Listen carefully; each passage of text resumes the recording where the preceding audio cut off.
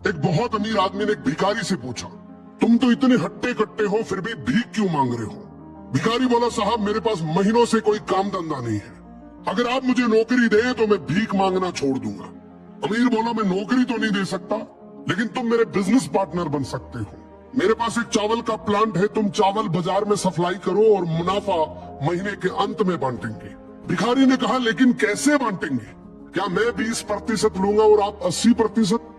अमीर बोला, मुझे सिर्फ 10% चाहिए, बाकी 90% तुम्हारा होगा, ताकि तुम जल्दी तरक्की कर सको।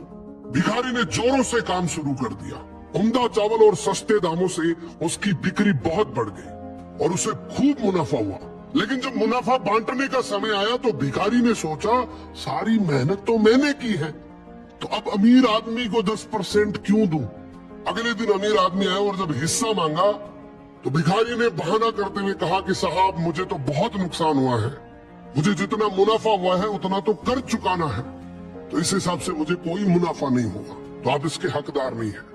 अमीर आदमी ने कुछ नहीं बोला और वहां से चला गया। भिखारी बड़ा खुश हुआ, सोचा सारा प्रॉफिट मेरा हो गया। अब भिखारी उन पैसे से रोज मौज करे।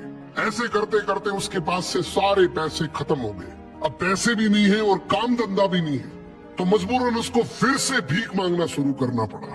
एक दिन वो अमीर आदमी उसके पास से गुजरा और उसको देखा, क्या ये तो फिर से भीख मांगने लग गया।